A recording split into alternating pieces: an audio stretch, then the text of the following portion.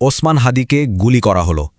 এই কথাটা শোনার সাথে সাথেই কিন্তু মনে একটা ধাক্কা লাগে, তাই না? এটা মুহূর্তের মধ্যে মনোযোগ টেনে নেয় আর একটা প্রশ্ন তৈরি করে, এরপরে কি হতে চলেছে। এই প্রথম বাক্যটা, এটাই হচ্ছে সেই স্ফুলিঙ্গ যা পরের সব কিছুর জন্য বলা যায় আগুনটা ধরিয়ে দেয়। এই একটা ঘটনার উপর ভিত্তি করেই কিন্তু পরের পুরো আহ্বানটা সাজানো হয়েছে। আচ্ছা, বাক্যটা যেভাবে বলা হয়েছে সেটা একটু খেয়াল করুন। এখানে কিন্তু বলা হচ্ছে না যে সম্ভবত গুলি করা হয়েছে বা আমরা শুনেছি। বাক্যটা এমনভাবে বলা হয়েছে যেন এটা একটা প্রতিষ্ঠিত সত্য, একটা সরাসরি ঘোষণা। এই ধরনের শক্তিশালী ডিক্লারেশন কিন্তু শ্রোতার মনে কোনো সন্দেহের সুযোগই রাখে না, আর সাথে সাথেই একটা জরুরি পরিস্থিতি তৈরি করে ফেলে। বেশ, এই স্ফুলিঙ্গ থেকে যে আগুনটা জ্বলল তার ঘোষণাটা কি, চলুন দেখি। এই ঘটনার জবাবে ঠিক কী প্রতিশ্রুতি দেওয়া হচ্ছে, আর সেই প্রতিশ্রুতির ভাষাটাই বা কতটা জোরালো। এই পুরো ঘোষণার কেন্দ্রে আছে একটা মাত্র শব্দ, অভ্যুত্থান। শব্দটা কিন্তু খুবই ভারী। এর মানে শুধু একটা সাধারণ প্রতিবাদ বা বিক্ষোভ না। অভ্যুত্থান মানে হলো কোনো একটা ব্যবস্থার পতন ঘটানোর জন্য বিশাল সংখ্যক মানুষের একটা দৃঢ় সম্মিলিত চেষ্টা। বুঝতেই পারছেন, এই একটা শব্দের ব্যবহারই পুরো ঘোষণার গুরুত্ব বহুগুণে বাড়িয়ে দিচ্ছে। আর বাক্যটা দেখুন কিভাবে একটা টানটান উত্তেজনা তৈরি করছে। অচিরে এই শব্দটা দিয়ে বোঝানো হচ্ছে যে যা ঘটবে তা খুব তাড়াতাড়ি ঘটবে। এটা একটা আর্জেন্সি তৈরি করে। আর আমাদের অভ্যুত্থান, এই আমাদের শব্দটা কিন্তু সবাইকে এক করে ফেলে, তাই না? এটা তখন আর কারো ব্যক্তিগত ব্যাপার থাকে না, একটা যৌথ উদ্যোগের ঘোষণা হয়ে ওঠে। আচ্ছা, যে কোনো বড় আহ্বানের জন্য কিন্তু একটা পরিষ্কার ছবি তুলে ধরতে হয়। লড়াইটা ঠিক কাদের বিরুদ্ধে, আর এর শেষটা কোথায়, মানে এর আসল লক্ষ্যটা কি। এই ঘোষণাটা ঠিক সেই কাজটাই খুব দক্ষতার সাথে করেছে। চলুন দেখি কিভাবে এখানে শত্রু আর লক্ষ্যকে ঠিক করা হয়েছে।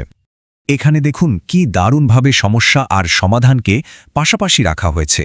একদিকে সমস্যা হিসেবে দেখানো হচ্ছে নির্দিষ্ট কিছু গোষ্ঠীকে, আর অন্যদিকে লক্ষ্যটা কত বড়, পুরো একটা শহরকে মুক্ত করা, একটা বিশাল আর মহৎ উদ্দেশ্য। শত্রু হিসাবে কাদের কথা বলা হচ্ছে? এখানে দুটো খুব পরিচিত আর নেতিবাচক শব্দ ব্যবহার করা হয়েছে, চাঁদাবাজ আর গ্যাংস্টার। এই শব্দগুলো কিন্তু এমনি এমনি বেছে নেওয়া হয়নি। এগুলো শুনলেই সাধারণ মানুষের মনে একটা স্পষ্ট নেতিবাচক ছবি ভেসে ওঠে, যা মানুষকে একজোট করার জন্য খুব কার্যকর। আর আসল লক্ষ্যটা কি শুধু দোষীদের শাস্তি দেওয়া?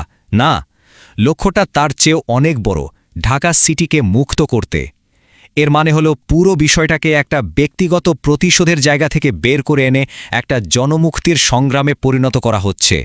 আর এত বড় একটা উদ্দেশ্য স্বাভাবিকভাবেই অনেক বেশি মানুষকে অনুপ্রাণিত করতে পারে।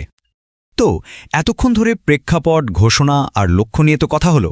এখন চলুন এই ঘোষণার একেবারে শেষ আর সবচেয়ে জরুরি অংশটা দেখি, সরাসরি কাদেরকে ডাকা হচ্ছে আর ঠিক কি করতে বলা হচ্ছে। এই আহ্বানের যুক্তিটা কিন্তু খুবই সহজ আর পরিষ্কার। প্রথমে একটা প্রতিশ্রুতি দেওয়া হলো, খুব তাড়াতাড়ি একটা অভ্যুত্থান আসছে, এরপর একটা সরাসরি নির্দেশ, প্রস্তুত থাকতে হবে। আর সবশেষে এই নির্দেশটা কাদের জন্য সেটাও একদম নির্দিষ্ট করে দেওয়া হলো। এই সহজ ধাপগুলো বার্তাটাকে খুব সহজে সবার কাছে পৌঁছে দেয়। এখানে বিশেষভাবে লক্ষ্য করার মতো ব্যাপার হলো কাদেরকে ডাকা হচ্ছে, ছাত্র এবং জনতা।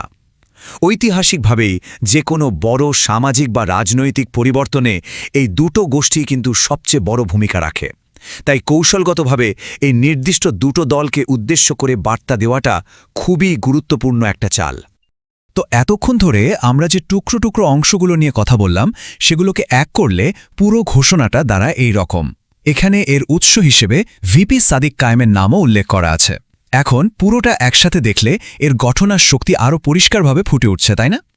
তার মানে আমরা যদি পুরো ব্যাপারটাকে সংক্ষেপে দেখি তাহলে কি দাঁড়ায়?